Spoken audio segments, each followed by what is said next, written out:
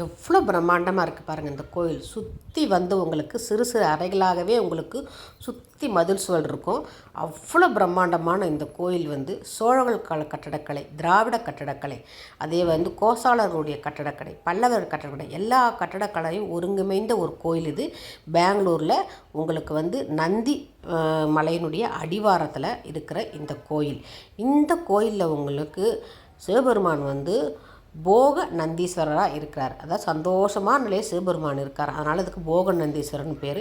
இந்த கோயில் வந்து தேர் திருவிழா ரொம்ப ரொம்ப ரொம்ப வந்து முக்கியம், ரொம்ப ரொம்ப விசேஷம். இந்த கோயில் நிறைய திருமணங்கள் வேலை நடைபெறும். ஏன்னா இங்கே சிவபெருமான் சந்தோஷமாக இருக்கிறனால உமா பார்வதியோடு இருப்பார். ஒரு கருவறை உமா பார்வதி, இன்னொரு கருவறை பெரிய சிவலிங்கம், அதுக்கப்புறம் சுயம்புத்தலம், 3 கருவறைலாம் பிரிச்சிருக்கும். இந்த பிரம்மாண்ட கோட்டை சுவரே அவ்வளோ பிரம்மாண்டமாக இருக்கும். இந்த கோயிலினுடைய வரலாறை நான் சொல்ல நீங்கள் இந்த கோயிலை சுற்றி அப்படியே பார்த்துட்டே வாங்க. இந்த கட்டடக்கலை தான் ரொம்ப ரொம்ப முக்கியம்.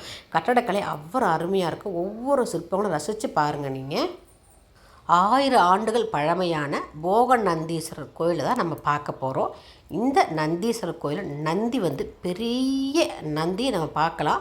இந்த கோயில் வந்து 3 விதமான கருவறைகள் இருக்கும். ஒன்று வந்து உங்களுக்கு சிவன் பார்வதியோடு இருக்கும், உமா மகேஸ்வரரோட நந்தீஸ்வரர் இருக்கும், பெரிய ஒரு நந்தி வந்து இருக்கும். 3 கருவறை கொண்டது. அதே மாதிரி 3 கருவறைக்கு நடுவில் வந்து உங்களுக்கு திருமண மண்டபம் மாதிரி ரொம்ப அருமையாக இந்த கோயில் வந்து நடுவில் திருமண மண்டபம் பார்க்கவே அந்த கலைநுட்பத்தோடு இருக்கும். சிவன் பார்வதிக்கு திருமணம் நடந்ததாக ஒரு ஐதீகம் இருக்கும். இந்த கோயில் வந்து பெங்களூரில் ரூரல் மாவட்டம் நந்தி ஹில்ஸ் அடிவாரத்தில் இந்த கோயில் இருக்குது. நந்தி டவுனில் போக நந்தீஸ்வரர் கோயில் இருக்குது. நீங்கள் அப்படியே நந்தி ஹில்ஸுக்கு மேலே போனீங்கன்னா யோக நந்தீஸ்வரர் வரும். யோகன்றது சிவன் தனிமையில் இருக்கார்னு அர்த்தம். போகன்னும் போது சிவன் கீழே சந்தோஷமாக இருக்கிறார். சிவன் உமா சொல்லுவாங்களே, உமா பார்வதியோடு சந்தோஷமாக இருக்கிறார் அப்படின்றதுக்காக இதுக்கு வந்து போக நந்தீஸ்வரன் பேர். 9ஆம் நூற்றாண்டில் கங்க வம்சத்தின் பானாராணி ரத்னாவளி ஆட்சி காலத்தில் இந்த கோயில் கட்டப்பட்டதாக கூறப்படுகிறது. அதுக்கப்புறம் 5 வந்து ராஜவம்சம் வந்துட்டாங்க. இந்த 5 ராஜவம்சமும் பலமுறை எடுத்து கட்டியிருக்காங்க. அந்த ராஜவம்சத்தை நம்ம பார்க்கும்பொழுது பாலார், பிணிக்கினி, அர்காவதி, பாபக்கினி, ஸ்வர்ணமுகி ஆகிய 5 நதிகளினுடைய ஆதாரமாகவும் இது விளங்குகிறது. இந்த 5 நதிகளும் இந்த இடத்துல இருக்கும், 5 மலைகளும் இந்த இடத்துல இருக்கும், 5 விதமான ராஜவம்சர்களும் இந்த கோயிலை வந்து புதுப்பிச்சிருக்காங்க. அது விசேஷமான ஒரு கோயில். இந்த கோயிலினுடைய சிற்பக்கலை தான் நம்ம பார்த்துக்கிட்டே வரணும். அவ்வளோ அதிசயமாக இருக்கும். நிறைய சினிமா ஷூட்டிங்கெல்லாம் இந்த கோயிலில் எடுத்திருக்கிறாங்க. கன்னட பட ஷூட்டிங்கும் எடுத்திருக்காங்க, தமிழ் பட ஷூட்டிங்கும் இந்த இடத்துல எடுத்திருக்கிறாங்க. 3 விதமான கருவறைகள் இருக்கும். ஒரே கல்லால் செதுக்கப்பட்ட ஒரு உங்களுக்கு குடை. கோயிலுக்கு நம்ம வந்து இரவில் வந்து கோயில் வந்து ஊர்வலம் வருவோம், சிலை ஊர்வலம் வரும்ல, சிலை ஊர்வலம் வருகின்ற பொழுது குடை பிடிச்சிட்டு வருவாங்களே, எல்லா கோயிலில் குடைகள் இருக்கும் இல்லையா கடவுளுக்கு. அந்த குடை வந்து ஒரே கல்லாலான குடை வந்து இந்த கோயிலில் இருக்குது. ஒரே கல்லால் ஆக்கப்பட்டிருக்கும். அவ்வளோ அருமையாக இருக்கும் இந்த கோயில். கட்டடக்கலைக்கு ஒரு சிறந்த உதாரணம் சொன்னால் இந்த கோயில் தான். இந்த பகுதியை ஆட்சி செய்த கங்கா சோழர்கள், ஹொய்சாளர்கள் சொல்லுவாங்க. இங்கே வந்து ஹொய்சாளர்கள் ரொம்ப வந்து கர்நாடகாவில் இருப்பாங்க. அதே மாதிரி பல்லவர்கள், விஜயநகர பேரரசு என 5 வெவ்வேறு ராஜவம்சங்களுடைய கட்டடக்கலை இந்த கோயிலில் அமைச்சிருப்பாங்க. ஏன்னா ஒவ்வொரு அரசரும் அப்பப்போ ஆட்சிக்கு வருகின்ற போது அந்த கட்டடக்கலை மாறிக்கிட்டே இருக்கும். அதனால் 5 அரசர்களுடைய கட்டடக்கலை இந்த கோயிலில் தெரியும். இந்த கோயிலில் வந்து சோழ மன்னர் ராஜேந்திரனுடைய சிலையும் இருக்குன்னு சொல்கிறாங்க. சிவன் பார்வதிக்கு அர்ப்பணிக்கப்பட்ட கோயில் இந்த கோயில் வந்து அசல் போக நந்தீஸ்வரர் கோயில் சொல்லுவாங்க. 9ஆம் நூற்றாண்டில் வந்து கங்கா மன்னர்களால் கட்டப்பட்டாலும் 11ஆம் நூற்றாண்டில் சோழ மன்னர்கள் கூரை வையப்பட்டதாகவும், ஹொய்சாளர்கள் திருமண மண்டபம், ஹொய்சாளர் தான் திருமண மண்டபத்தை கட்டியிருக்காங்க. அவ்வளோ அழகாக இருக்கும் சொன்னால அதுதான் அந்த மண்டபம். 13ஆம் நூற்றாண்டில் வந்து விஜயநகர பேரரசு வெளி சுற்று கட்டினாங்க சொல்லப்படுகிறது. அதுக்கப்புறம் கொஞ்சம் ஆங்கிலேயர்களுடைய படையெடுப்பால் கொஞ்சம் கோயில் சிதலமடைஞ்சதாக சொல்கிறாங்க. திருப்பி நல்லா கட்டிட்டாங்க. இந்த கட்டடக்கலையே ரொம்ப அருமையாக இருக்கும். நம்ம கட்டடக்கலையை தான் பார்த்துக்கிட்டே வரணும். சிவன் பார்வதிக்காண்டி அர்ப்பணிக்கப்பட்ட இந்த கோயில் வந்து கர்நாடகாவில் மிக மிக பழமையான ஒரு கோயில். இங்கே வந்து அருணாச்சலேஸ்வரர் சொல்லியிருக்கேன், உமா மகேஸ்வரர், போக நந்தீஸ்வரர், அப்படி 3 கோயில்கள் உள்ள கருவறையில் இருக்கும். போக நந்தீஸ்வரர் கோயில் வந்து சிவபெருமானுடைய இளம பருவத்தை குறிக்கிறதா இருக்கும். இளமை என்பது வாழ்க்கை ரொம்ப சந்தோஷமாக இருக்கிறது அந்த பருவம். அதனால் இந்த இடத்துக்கு வந்து உங்களுக்கு போக நந்தீஸ்வரர் அப்படின்னு பேர். இந்த இடத்துக்கு உள்ள எல்லா கருவறையிலும் ஒரு கருவறையில் சிவன் பெருசாக இருப்பார், ஒரு கருவறையில் சிவன் சுயம்பாக இருப்பார், ஒரு கருவறையில் வந்து உமா பார்வதியோட காட்சி அளிப்பார். இந்த இடத்துல இந்த கோயில் ரொம்ப அருமையாக இருக்கும். இந்த கோயிலை தான் நம்ம பார்க்க போகிறோம். இது நந்திமலையினுடைய அடிவாரத்தில் இருக்குது. உச்சியில் அமைந்திருக்க இருக்கிறது வந்து போக நரசிம்மர் சொல்லியிருக்கேன். அவர் வந்து சிவன் வந்து துறந்த எல்லா முற்றும் துறந்த நிலையில் இருப்பதாக குறிக்கும். அதனால் இங்கே ரொம்ப ரொம்ப விசேஷம். கீழே தான் வந்து திருவிழாக்கள் நடக்கும். இந்த கோயில் வந்து நிறைய திருமணங்களும் நடக்கும்னு சொல்கிறாங்க. இப்போ நம்ம பார்க்குறது தாயார் சந்நிதி. அபித குஜாம்பாள் சொல்லுவாங்க. அருமையாக அழகாக மடிசார் கட்டிக்கிட்டு இருக்காங்க பாருங்கள்.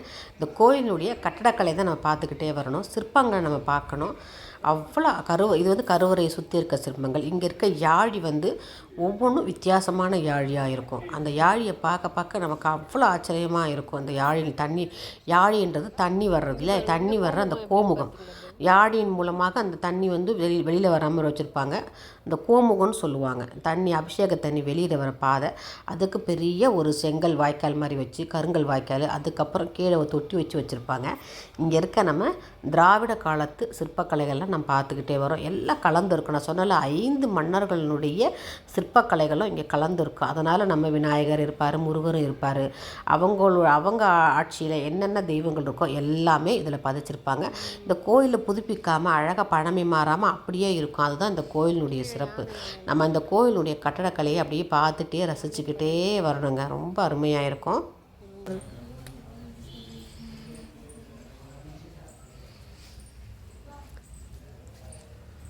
முருகர் தானே இவர்? முருகர் பிரம்மாவா? கீழே மயில் இருக்குது. பிரம்மாவா?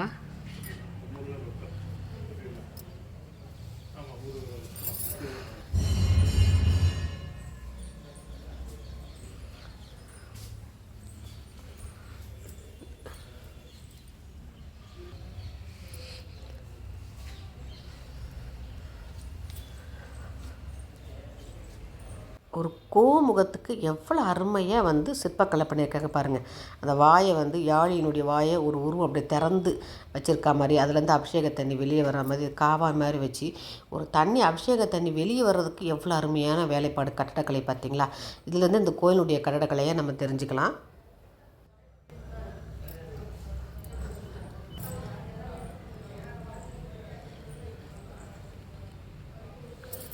சிற்பங்கள் நல்லா இருக்குது. புரியல.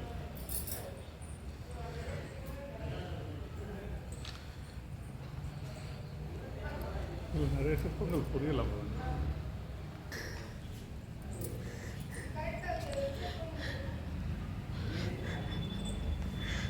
அது இன்னும் மட்டும் சிரிப்பு வந்துடுச்சு. பேரை பார்த்தோன்னா சிரிப்பு வந்துடுச்சு, அந்த அம்மாவை பார்த்தோன்னா சிரிப்பு வந்துடுச்சு. இல்லைப்பா,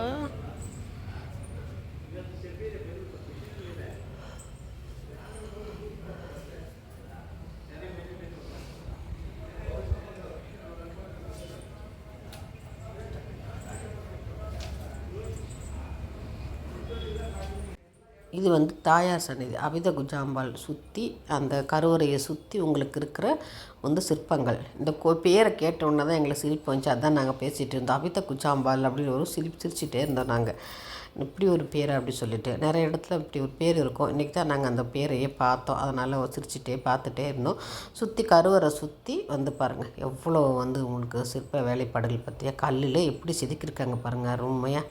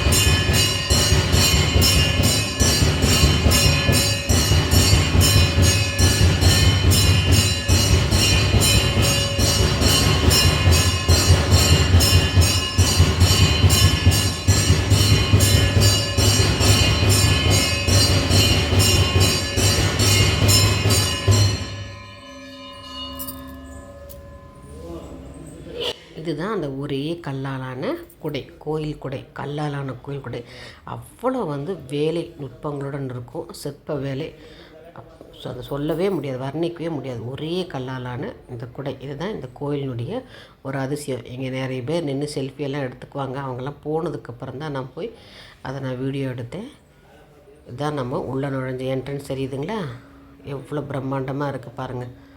சிற்பங்கள் சரி, எல்லாமே சரி. இந்த கோயிலினுடைய சிற்பக்கலை தான் நமக்கு திராவிட கலை, இதான் நம்ம பல்லவர் காலக்கலை, திராவிட கலை எல்லாம் கலந்து இருக்கும் அந்த கோயில். 5 விதமான மன்னர்களினுடைய கலைகளும் இந்த கோயிலில் இருக்கும்.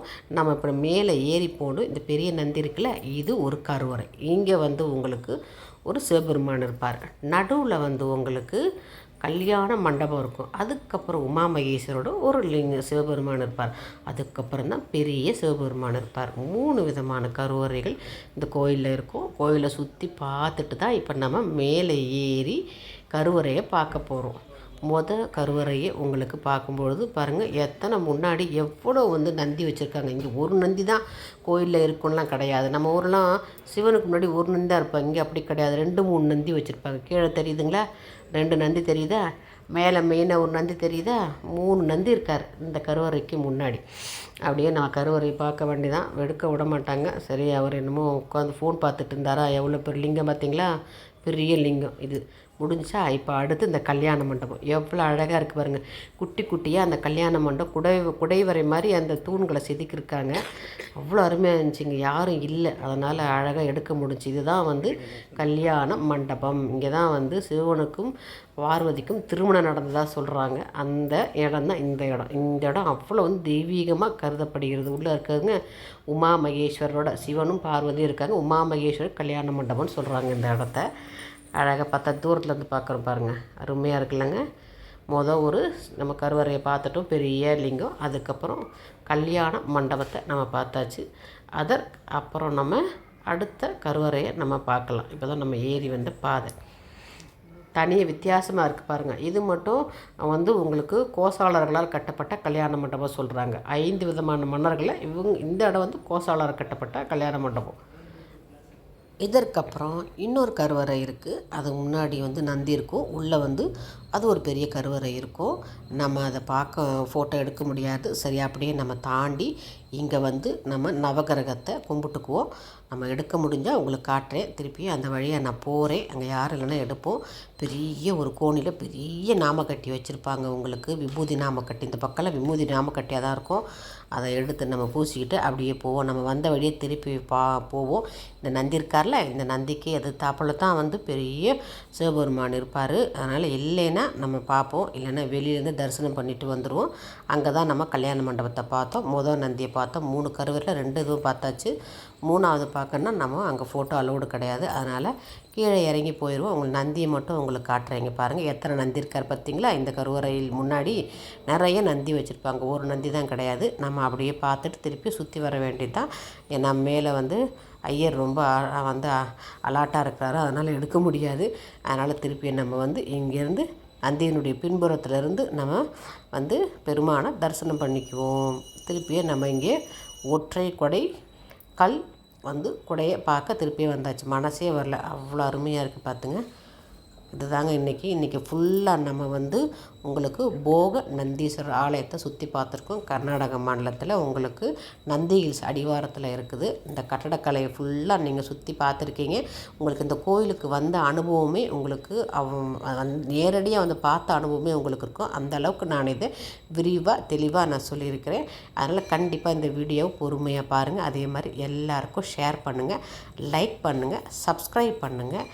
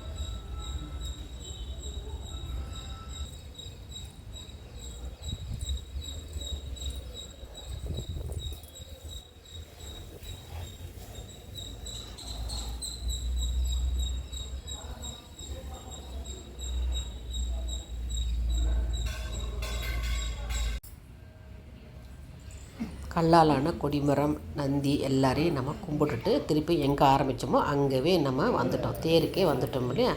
சூப்பராக சுற்றி பார்த்தாச்சு. அனைவருக்கும் நன்றி, வணக்கம்.